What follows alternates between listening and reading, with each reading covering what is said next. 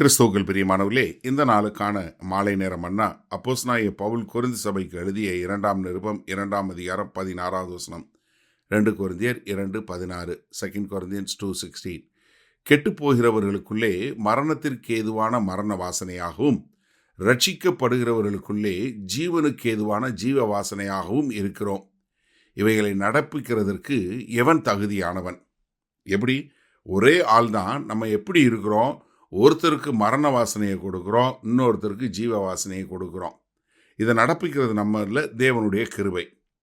இப்போ 1 பேதுரு 2வது அதிகாரத்தில் 6வது வசனத்திலிருந்து பாருங்க. அந்தபடியே இதோ தெரிந்து கொள்ளப்பட்டதும் விலையேறப்பெற்றதுமாய் இருக்கிற மூளைக்கல்லை சீயோனில் வைக்கிறேன், அதன் மேல் விசுவாசமாய் இருக்கிறவன் வெட்கப்படுவதில்லை என்று வேதத்திலே சொல்லி இருக்கிறது.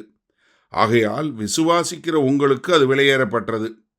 கீழ்ப்படியாமல் இருக்கிறவர்களுக்கோ அதை வீட்டை கட்டுகிறவர்களால் தள்ளப்பட்ட பிரதான மூளைக்கல்லாகிய அந்த கல் இடறுவதற்கேதுவான கல்லும் விழுதற்கேதுவான கண்மலையுமாயிற்று.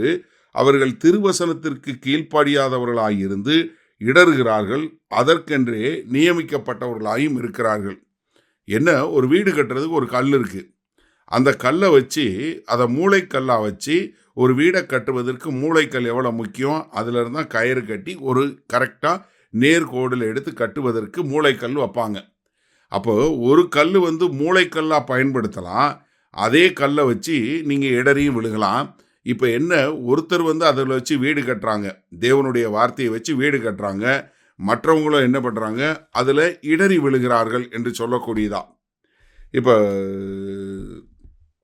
சிமியோன் சொல்லும்போது லூக்கா 2வது அதிகாரம் 34வது வசனத்தில், பின்னும் சிமியோன் அவர்களை ஆசீர்வதித்து இதோ அவருடைய தாயாகிய மரியாளை நோக்கி, இதோ அநேகருடைய இருதய சிந்தனைகள் வெளிப்படத்தக்கதாக இஸ்ரவேலில் அநேகர் விழுகிறதற்கும் எழுந்திருக்கிறதற்கும் விரோதமாக பேசப்படும் அடையாளமாவதற்கும் இவர் நியமிக்கப்பட்டிருக்கிறார்.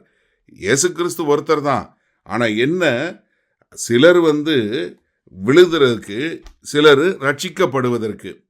அதனால தான் கர்த்தராகிய இயேசு கிறிஸ்து ஒரு பிறவி குருடனை சுகமாக்குனதுக்கு பின்பு அங்கு உள்ள மத தலைவர்களை பார்த்து சொல்லும்போது என்ன சொல்றாரு? யோவான் 9வது அதிகாரம் 39வது வசனத்தில், அப்பொழுது இயேசு காணாதவர்கள் காணும்படியாகவும் காண்கிறவர்கள் குருடராகும்படியாகவும் நியாய தீர்ப்புக்கு நான் இந்த உலகத்திற்கு வந்தேன். என்ன, என்னால் பார்க்க முடியல, நான் குருடனாக இருக்கிறேன்னு சொன்னால் உன் கண்ணு திறக்கப்படும்.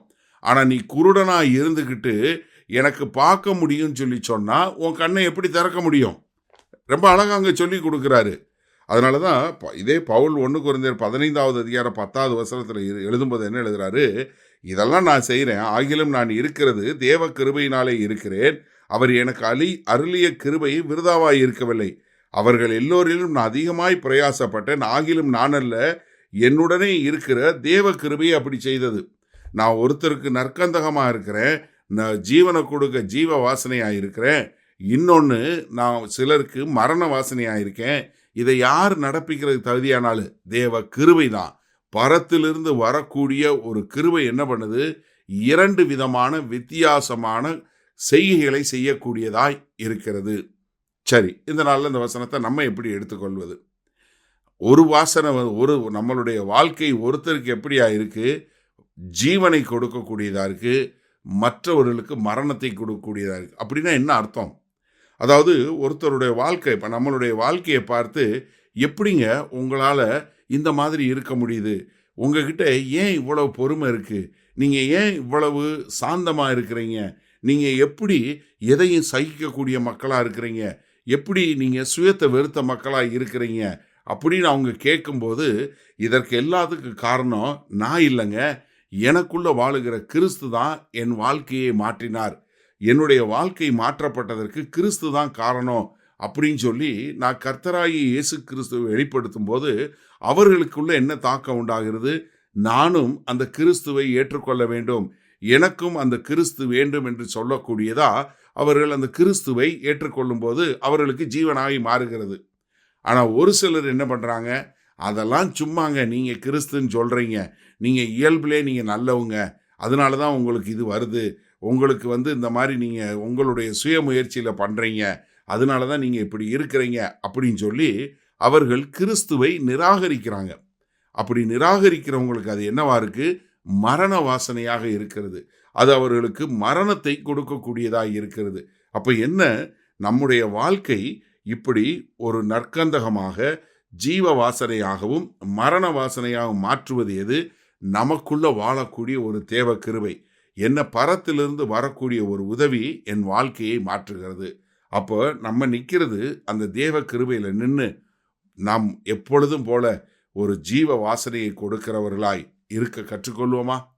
மகா கிருபையும் இரக்கம் நிறைந்த எங்கள் அன்பின் தகப்பனே, இதோ உம்முடைய கிருபையினால நாங்கள் எப்பொழுதும் ஒரு நற்கந்தகமாய், ஆமாண்டவரே, ஜீவ வாசனையை கொடுக்கிறவர்களாய், ஜீவனுக்கேற்றவைகளை திருத்தக்கூடிய மக்களாய் வாழ தேவை உம்முடைய கிருபை. எங்களை தாழ்த்தி ஒப்பு கொடுக்கிறோம் இயேசு கிறிஸ்துவின் மூலம் பிதாவே, ஆமேன். கர்த்தர் உங்களை ஆசீர்வதிப்பாராக. நாம் நாளை காலை தினசரி தியானத்தில் சந்திப்போம்.